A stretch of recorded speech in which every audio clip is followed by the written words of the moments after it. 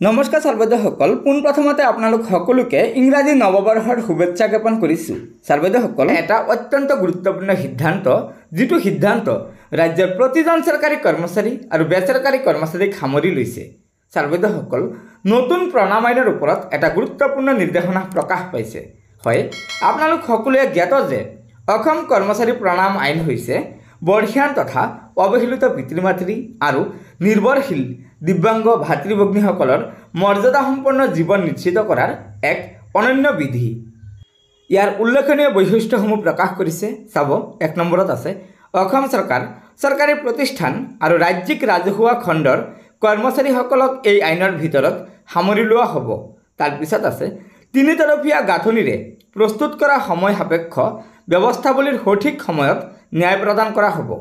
তাৰ তলত আছে উল্লেখিত কৰ্মচাৰীৰ পিতৃ মাতৃ বা দিব্যাংগ ভাতৃ ভগ্নীসকল যদি আৰ্থিকভাৱে অৱহেলিত হয়, তেনেহ'লে তেওঁলোকে দাবী কৰিলে সংশ্লিষ্ট কৰ্মচাৰীজনৰ মাহিলী বেতনৰ পৰা 10% ধনৰাশি আৰু বিশেষ পৰিস্থিতিত 15% পৰ্যন্ত আৰ্থিক সাহায্য প্ৰদান কৰা হ'ব।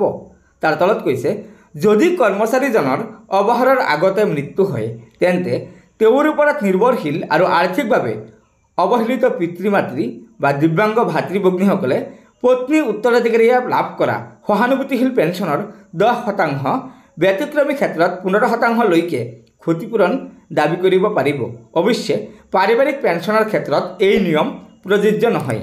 তাৰ তলত কৈছে, যদি সংশ্লিষ্ট কৰ্তৃপক্ষই কোনো যুক্তিসংগত কাৰণ নোহোৱাকৈ ক্ষতিপূৰণৰ আবেদনৰ প্ৰপত্ৰখন গ্ৰহণ কৰিবলৈ অস্বীকাৰ কৰে, নাইবা নিৰ্ধাৰিত সময়সীমাৰ ভিতৰত আবেদন পত্ৰখন নিষ্পত্তি নকৰে, তেনে ক্ষেত্ৰত প্ৰণাম আয়োগে প্ৰতিদিনে 100 টকাৰ জৰিমনা বিহিব পাৰে।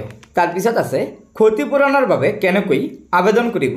1 নম্বৰত আছে প্ৰণাম আইনৰ অধীনত সামৰি লোৱা পিতৃ মাতৃ বা দিব্যাংগ ভাতৃ ভগ্নীসকলে সংশ্লিষ্ট কৰ্মচাৰীজনৰ কাৰ্যালয়ৰ আৰ্থিক আহৰণ আৰু বিতৰণকাৰী বিষয়াক অৰ্থাৎ DDOৰ আবেদন পত্ৰ দাখিল কৰিব লাগিব।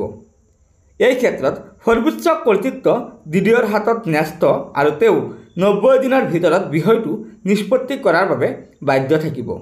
2 নম্বৰত কৈছে, সীমিত সময়সীমাৰ ভিতৰত DDOসকলে যদি বিষয়টো নিষ্পত্তি কৰাত অসমৰ্থ হয় অথবা কৰ্মচাৰীজনে অভিভাৱকে বা দিব্যাংগ ভাতৃ ভগ্নীসকলে যদি মনোনীত কৰ্তৃপক্ষই জাৰি কৰা নিৰ্দেশত অসন্তুষ্ট হৈ পৰে, তেনেহ'লে প্ৰথম আপিলকৰ্তা বিষয়াৰূপে থকা সাধাৰণ প্ৰশাসন বিভাগ অসম সচিবালয়ৰ আয়ুক্ত সচিবৰ ওচৰত আবেদন কৰিব পাৰিব। তৃতীয়তে কৈছে, সাধাৰণ প্ৰশাসন বিভাগৰ আয়ুক্ত সচিবজনে যদি 60 দিনৰ ভিতৰত বিষয়টো নিষ্পত্তি কৰিব নোৱাৰে অথবা সংশ্লিষ্ট যিকোনো কৰ্তৃপক্ষই উক্ত নিৰ্দেশত অসন্তুষ্ট হয়, তেনেহ'লে তেওঁলোকে প্ৰণাম আয়োগৰ ওচৰত আবেদন কৰিব পাৰিব। তাৰ তলত আছে প্ৰণাম আয়োগে 90 দিনৰ ভিতৰত বিষয়টো নিষ্পত্তি কৰিব আৰু আয়োগৰ সিদ্ধান্তই চূড়ান্ত আৰু সকলোৰে বাবে প্ৰযোজ্য হ'ব।